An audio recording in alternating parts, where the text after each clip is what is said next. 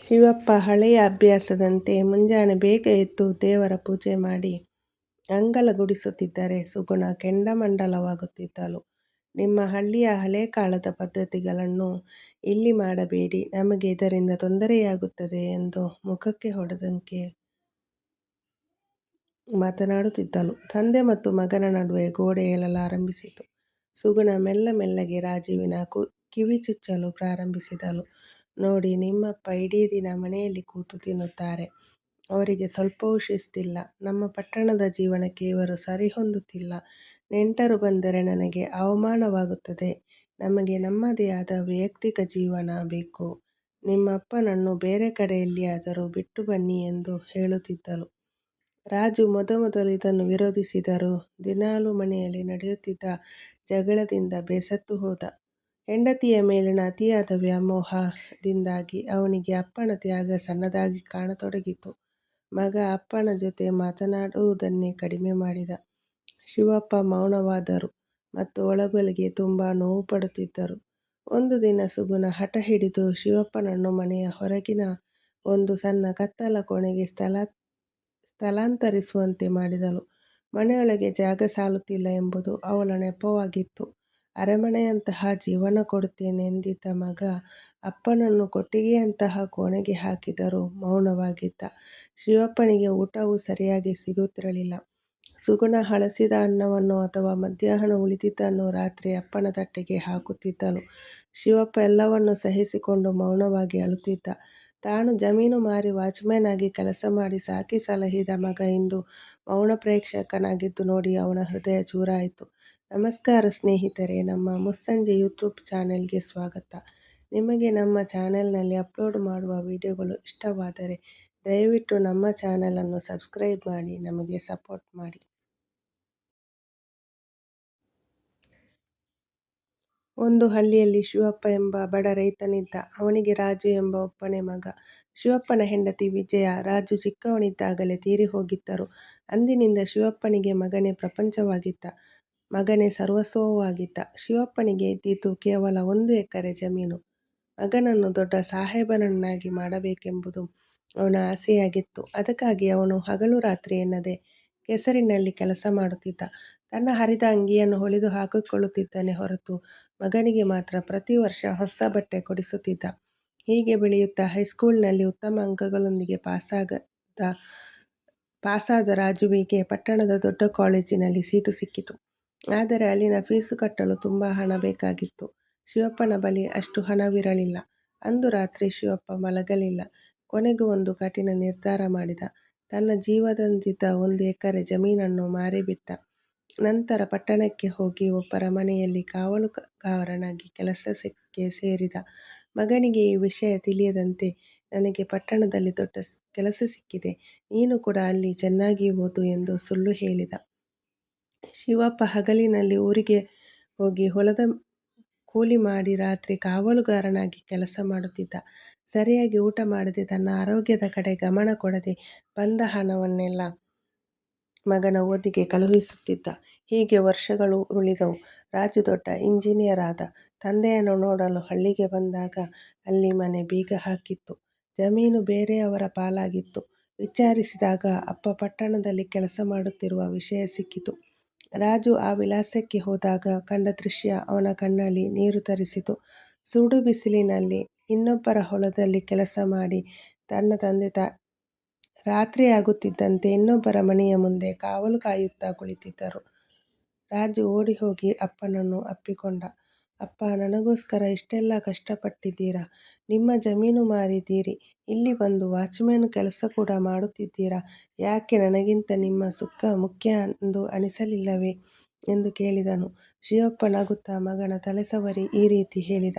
ಮಗನೇ, ಮಣ್ಣಿನಲ್ಲಿ ಬೆವರು ಸುರಿಸುವ ನನಗಿಂತ ಎಸಿಯಲ್ಲಿ ಕುಳಿತು ಕೆಲಸ ಮಾಡುವ ನಿನ್ನ ಯಶಸ್ಸು ನನಗೆ ದೊಡ್ಡ ಸುಖ ಕೊಡುತ್ತದೆ. ನೀನು ಗೆದ್ದರೆ ನಾನೂ ಗೆದ್ದಂತೆ ಎಂದು ಹೇಳಿದರು.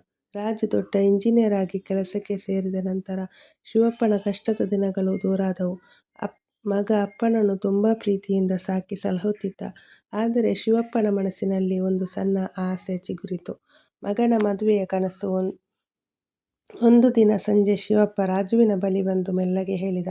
ಮಗನೇ, ಈಗ ನಿನಗೆ ಒಳ್ಳೆಯ ಕೆಲಸವಿದೆ, ನಾವಿಬ್ಬರೂ ಸುಖವಾಗಿದ್ದೇವೆ. ಆದರೆ ನನ್ನದೊಂದು ಆಸೆ, ನಿನ್ನ ಜೀವನಕ್ಕೆ ಒಬ್ಬಳು ಸಂಗಾತಿ ಬೇಕು. ನಿನ್ನ ಮದುವೆ ನೋಡಿಬಿಟ್ಟರೆ ನನ್ನ ಜನ್ಮ ಸಾರ್ಥಕವಾಗುತ್ತದೆ. ರಾಜು ಮೊದಲು ಒಪ್ಪಲಿಲ್ಲ. ಅಪ್ಪ, ನನಗೆ ನೀವಿದ್ದರೆ ಸಾಕು ಎಂದು ಹೇಳಿದನು. ಆದರೆ ಶಿವಪ್ಪನ ಹಠ ಮತ್ತು ಪ್ರೀತಿಯ ಮುಂದೆ ರಾಜು ತಲೆಬಾಗಲೇಬೇಕಾಯಿತು. ಶಿವಪ್ಪ ತನ್ನ ಮಗನಿಗಾಗಿ ಒಬ್ಬಳು ಗುಣವಂತ ಹುಡುಗಿಯನ್ನು ಹುಡುಕಲು ಶುರು ಮಾಡಿದ. ಕೊನೆಗೆ ಪಕ್ಕದ ಊರಿನ ಸುಗುಣ ಎಂಬ ಸುಶಿಕ್ಷಿತ ಹುಡುಗಿಯೊಂದಿಗೆ ಮದುವೆ ನಿಶ್ಚಯವಾಯಿತು.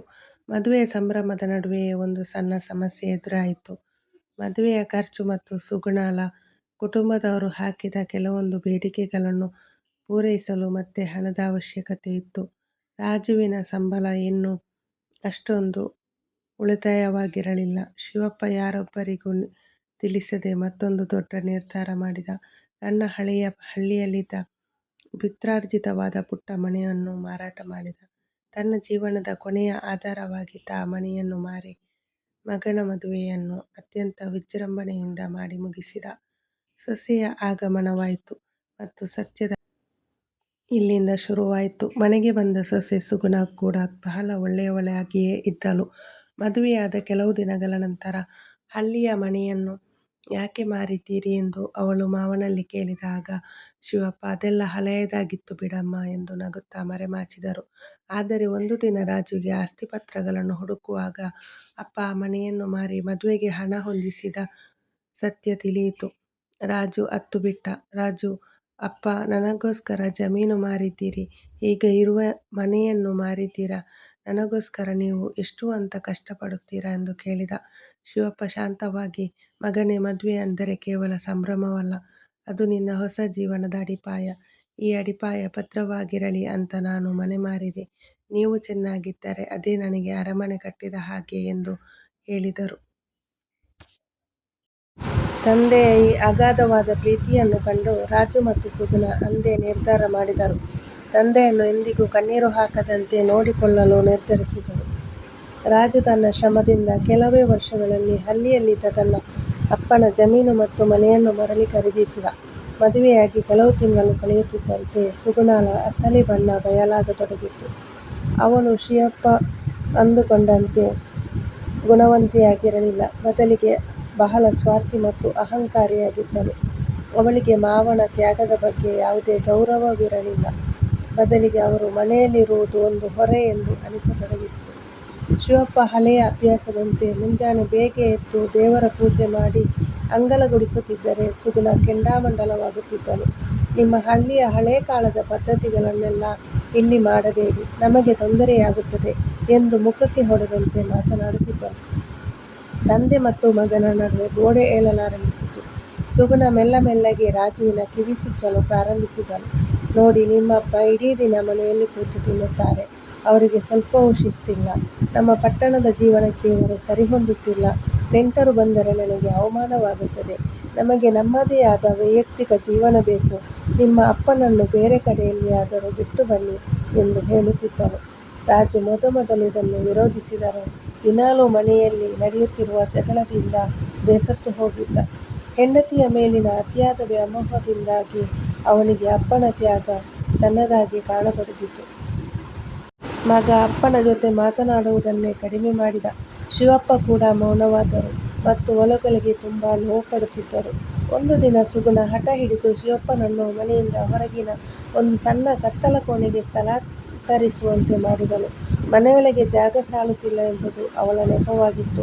ಅರಮನೆಯಂತಹ ಜೀವನ ಕೊಡುತ್ತೇನೆ ಎಂದಿದ್ದ ಮಗ ಅಪ್ಪನನ್ನು ಕೊಟ್ಟಿಗೆಯಂತಹ ಕೋಣೆಗೆ ಹಾಕಿದರೂ ಮೌನವಾಗಿದ್ದ. ಶಿವಪ್ಪನಿಗೆ ಊಟವೂ ಸರಿಯಾಗಿ ಸಿಗುತ್ತಿರಲಿಲ್ಲ. ಸುಗುಣ ಹಲಸಿದ ಅನ್ನವನ್ನು ಅಥವಾ ಮಧ್ಯಾಹ್ನ ಉಳಿದಿದ್ದನ್ನು ರಾತ್ರಿ ಅಪ್ಪನ ತಟ್ಟೆಗೆ ಹಾಕುತ್ತಿದ್ದಳು.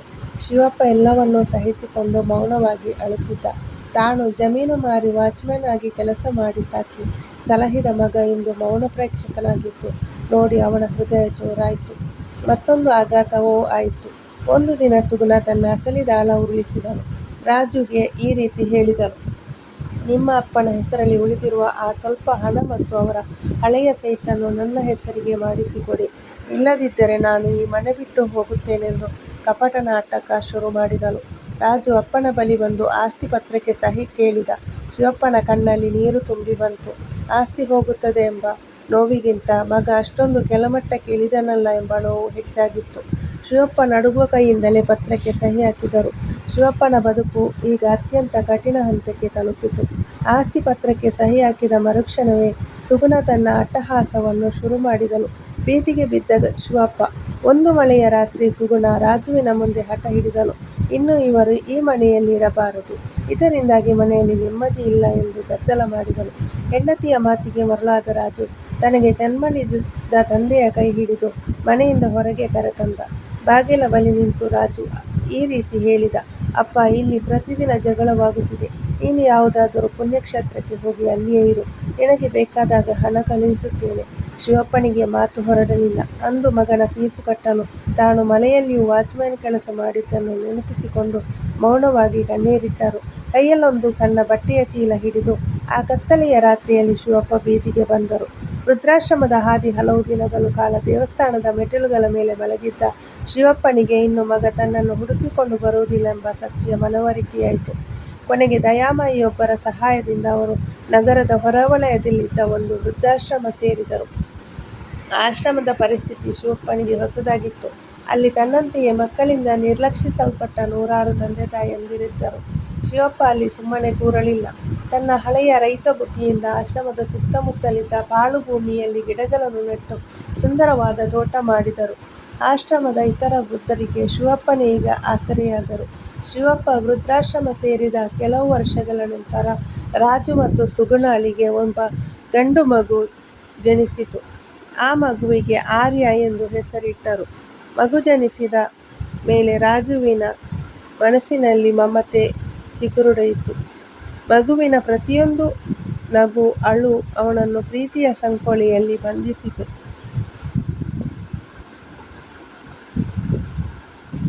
ಒಂದು ದಿನ ರಾತ್ರಿ ಆರ್ಯನಿಗೆ ವಿಪರೀತ ಜ್ವರ ಬಂದಿತು. ಮಗು ಉಸಿರಾಡಲು ಕಷ್ಟಪಡುತ್ತಿದ್ದನ್ನು ನೋಡಿ ರಾಜುವಿಗೆ ಎದೆ ಒಡೆದಂತಾಯಿತು. ಆ ರಾತ್ರಿ ಮಳೆಯಲ್ಲಿ ಮಗುವನ್ನು ಎತ್ತಿಕೊಂಡು ಆಸ್ಪತ್ರೆಗೆ ಓಡುವಾಗ ಅವನಿಗೆ ಹಳೆಯ ಘಟನೆಯೊಂದು ನೆನಪಾಯಿತು. ತಂದೆಯ ನೆನಪು ಮತ್ತು ಪಶ್ಚಾತ್ತಾಪ ಒಟ್ಟಿಗೆ ಅವನಿಗೆ ನೆನಪಾಯಿತು. ಅವನು ಚಿಕ್ಕವನಿದ್ದಾಗ ಅವನಿಗೂ ಹೀಗೆ ಒಮ್ಮೆ ಕಾಯಿಲೆಯಾಗಿತ್ತು.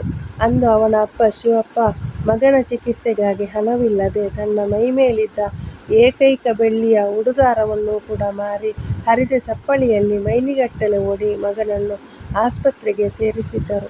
ಅಂದು ಅಪ್ಪ ಅನುಭವಿಸಿದ ಆತಂಕ, ಅವರ ಕಣ್ಣಲ್ಲಿದ್ದ ನೀರು ಇಂದು ರಾಜುವಿನ ಕಣ್ಣಲ್ಲೂ ಇತ್ತು. ರಾಜು ಮಗುವಿನ ಪಕ್ಕ ಕುಳಿತು ಯೋಚಿಸತೊಡಗಿದ. ನನ್ನ ಮಗುವಿನ ಒಂದು ದಿನದ ಜ್ವರಕ್ಕೆ ನಾನು ಇಷ್ಟು ತತ್ತರಿಸಿದ್ದೇನಲ್ಲ. 16 ವರ್ಷ ನನಗೋಸ್ಕರ ಹೊಟ್ಟೆಗಿಲ್ಲದೆ ತನ್ನ ಜೀವನವನ್ನೇ ಸವೆಸಿದ ನನ್ನ ತಂದೆಯನ್ನು ನಾನು ಕೇವಲ ಹೆಂಡತಿಯ ಮಾತಿಗೆ ಮರುಳಾಗಿ ಬೀದಿಗೆ ತಳ್ಳಿಬಿಟ್ಟೆನಲ್ಲ. ರಾಜು ಮಗುವನ್ನು ನೋಡುತ್ತಾ ತನ್ನ ಅಪ್ಪನನ್ನು ನೆನೆದು ಅಮ್ಮ ಎಂದು ಅತ್ತನು. ಅವನಿಗೆ ತನ್ನ ಅಪ್ಪನ ಪ್ರತಿರೂಪ ಮಗುವಿನಲ್ಲಿ ಕಾಣಿಸತೊಡಗಿತು. ತಾನು ತನ್ನ ತಂದೆಗೆ ಮಾಡಿದ ದ್ರೋಹ ಎಷ್ಟು ದೊಡ್ಡದೆಂದು ಅವನಿಗೆ ಈಗ ಅರಿವಾಯಿತು.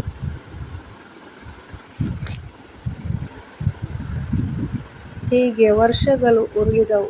ಇತ್ತ ರಾಜು ಮತ್ತು ಸುಗುಣ ಸುಖವಾಗಿಯೇ ಇದ್ದರು ಎಂದುಕೊಂಡಿದ್ದರು.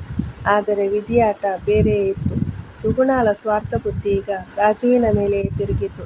ಅವಳು ತನ್ನ ಹೆಸರಿಗೆ ಮಾಡಿಸಿಕೊಂಡಿದ್ದ ಆಸ್ತಿಯನ್ನೆಲ್ಲ ತನ್ನ ತವರು ಮನೆಯವರಿಗೆ ವರ್ಗಾಯಿಸಿಕೊಂಡು ರಾಜುವನ್ನು ನಿರ್ಲಕ್ಷಿಸಲು ಶುರು ಮಾಡಿದಳು. ಹೀಗಿರುವಾಗ ಒಂದು ದಿನ ರಾಜು ಕೆಲಸ ಮಾಡುತ್ತಿದ್ದ ಕಂಪನಿಯಲ್ಲಿ ದೊಡ್ಡ ನಷ್ಟವಾಗಿ ಕೆಲಸವೂ ಹೋಯಿತು. ಕೈಯಲ್ಲಿ ಹಣವಿಲ್ಲದೆ ಹೆಂಡತಿಯಿಂದ ಅವಮಾನಿತನಾದ ರಾಜುವಿಗೆ ಅಂದು ಅಪ್ಪನನ್ನು ಬೀದಿಗೆ ತಳ್ಳಿದ ದೃಶ್ಯ ಕಣ್ಣ ಮುಂದೆ ಬಂದಿತು. ತನ್ನ ತಪ್ಪಿನ ಅರಿವಾದ ರಾಜು ತನ್ನ ತಂದೆಯನ್ನು ಹುಡುಕುತ್ತಾ ಹಳ್ಳಿಗೆ ಹೋದ. ಅಲ್ಲಿಂದ ನಗರದ ಗಲ್ಲಿ ಗಲ್ಲಿಗಳನ್ನು ಅಲೆದ.